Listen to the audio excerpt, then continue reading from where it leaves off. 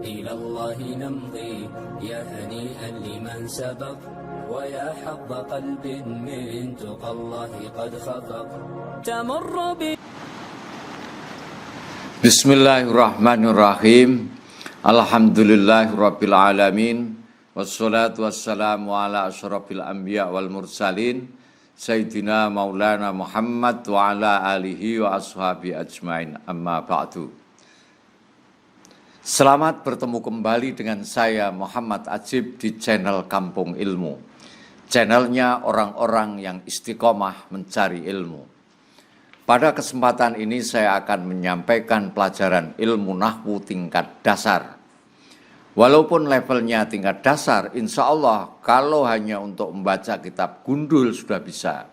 Kalau hanya untuk membaca kitab gundul, insya Allah sudah bisa. Bukan untuk ngarang loh ya. Bagi kita orang non-Arab atau orang ajam, bahasa Arab dipelajari tujuannya yang utama adalah untuk membaca kitab gundul yang berisi ajaran-ajaran agama Islam. Nah, untuk dapat membaca kitab gundul, kamu harus satu, ingat, punya perbendaharaan kosakata bahasa Arab yang cukup. Bagaimana caranya? Caranya ya mengaji kitab gundul, terus dimaknani. Kalau ada kalimat yang kamu tidak tahu artinya, kamu catat di bawah kalimat tersebut. Selesai ngaji, bacalah dengan dimaknani seperti gurumu membacakan tadi. Lalu ulangi lagi sampai kamu merasa benar-benar dapat membaca kitab gundul yang benar-benar gundul tanpa harokat dan tanpa makna. Kalau ada satu dua yang lupa, itu wajar. Dan usahakan diingat-ingat. Kalau masih belum ingat, silahkan buka kitabmu yang ada catatannya, yang ada maknanya. Semakin banyak kamu ikut pengajian dengan cara dimaknani, maka kamu akan semakin cepat menguasai kosakata atau mufradat bahasa Arab. Kalau cuma membaca terjemahnya, tidak banyak membantu menambah perbendaharaan kosakata. Maka di channel Kampung Ilmu ini, insya Allah akan kami hadirkan pengajian kitab, seperti di pondok pesantren. Nah, ngajinya itu pertama dimaknani per kalimat. Dalam maknani kalimat itu sudah pasti mengikut sertakan nahwu dan sorobnya. Tidak cukup artinya. Ya artinya kalimat, tapi dikaitkan dengan nahwu sorobnya. Dan pada saatnya nanti, saya akan sampaikan caranya ngaji di pondok. Nah, kedua, setelah kita maknani per kalimat, baru kita terjemahkan dalam bahasa Indonesia. Yang ketiga, penjabaran dari isi bab yang kita kaji.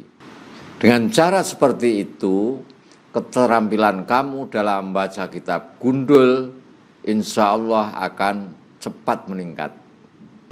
Di dalam channel Kampung Ilmu ini, ada beberapa pelajaran yang menggunakan kitab dengan dimaknani. Silahkan ikuti pelajaran akhlak misalnya, itu dalam hal ini saya menggunakan kitab Taisirul Kholak fi Ilmil Akhlak. Itu ada harokatnya tapi tidak ada maknanya. Ya memang seperti itu, awalnya ada harokatnya, nanti lama-lama tidak usah pakai harokat. Kitab ini saya maknani, lalu saya terjemah, terus saya ulas. Nah, untuk bisa membaca kitab gundul yang kedua modalnya itu adalah mengerti ilmu sorob.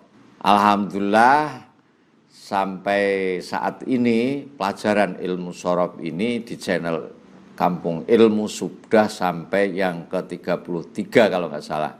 Yang ketiga mengerti dasar-dasar ilmu nahwu yang pada kesempatan ini akan kita kaji untuk yang pertama kalinya. Yang keempat, agar kamu mahir membaca kitab gundul, ya sering praktek membaca kitab gundul. dan sering ngaji kitab gundul. Praktek membaca kitab gundul ini tidak cuma soal pemahaman isinya bab yang kita kaji, tetapi juga dibahas i'rab suatu kalimat, dibahas kalimat itu dari tinjauan sorohnya juga. Sebelum kita mulai pelajaran ilmu nahwu ini, marilah kita bacakan surat Al-Fatihah sekali, yang pahalanya kita sampaikan kepada guru-guru kita semua. Semoga ilmu yang kita pelajari ini bermanfaat. Ala hadiniyah Al-Fatihah. A'udzubillahi minasyaitonirrajim. Bismillahirrahmanirrahim. Baik, kita mulai pelajaran yang pertama ilmu nahwu ini dari bab kalimat. Mengapa kok bab kalimat bukan bab kalam? Perlu sahabat-sahabat kampung ilmu ketahui bahwa sebuah kitab itu berupa susunan beribu-ribu kalimat. Setelah kalimat-kalimat disusun sedemikian rupa, maka membentuk sebuah pengertian atau membentuk suatu isi kitab itu. Jadi kamu mesti harus paham apa itu kalimat. Nah, kalimat-kalimat itu kalau disusun menjadi kalam, menjadi kitab itu. Maka kita mulai dari bab kalimat. Al-kalimat. Al-kalimat wa aqsamuha. Al-kalimat piro-piro kalimat. Wa aqsamuha lan dumdumane kalimat. Kalimat dan macam-macamnya. Apa itu kalimat? Kalimat ialah ucapan atau perkataan yang mempunyai makna. Contoh, ini dalam bahasa Arab ya, ustadzun disebut kalimat karena mempunyai arti. Artinya apa? Guru. Abun artinya bapak. Umun artinya ibu. Akhun artinya saudara laki-laki. Baitun artinya rumah. Kalimat hadhara datang. Zahaba artinya pergi. Dakhala maknanya masuk. Sakata maknanya diam. Qa'ada maknanya duduk. Kemudian kalimat min artinya dari. Ila artinya ke. Au artinya atau. Fi artinya di dalam. Inna artinya sesungguhnya. Ucapan-ucapan ini disebut kalimat karena mempunyai arti. Jadi sekali lagi saya ulangi, kalimat ialah ucapan atau perkataan yang mempunyai makna. Ucapan tersebut di atas dinamakan kalimat karena mempunyai makna. Kok tahu kalau ini mempunyai makna? Ya dibuka di dalam kamus bahasa Arab, itu pasti ada artinya. Ucapan atau perkataan yang tidak mempunyai makna tidak dapat disebut kalimat karena tidak mempunyai makna. Contoh misalnya arwana. Ini kalimat enggak? Kalau di dalam bahasa Arab ini enggak ada artinya. Karena tidak ada artinya maka ucapan arwana ini tidak dapat disebut kalimat. Disebut apa? Disebut ucapan. Begitu saja, disebut lafadz itu, tapi tidak kalimat. Harakana, ini contoh lain. Harakana itu tidak dapat disebut kalimat. Mengapa? Karena dalam kamus bahasa Arab tidak ada artinya. Marsani, ini juga tidak dapat disebut kalimat. Kenapa? Karena di dalam kamus bahasa Arab tidak ada maknanya. Kalau nggak percaya silahkan beli kitab kamus bahasa Arab yang besar, cari apa artinya. Nggak ada.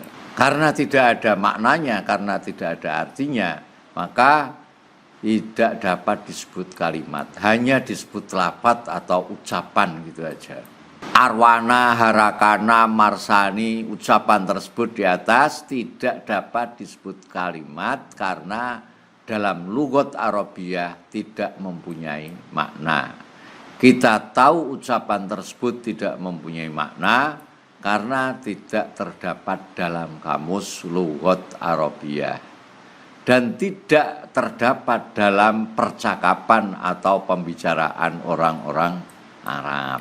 Orang-orang Arab pun juga tidak pernah mengucapkan kata-kata seperti tadi.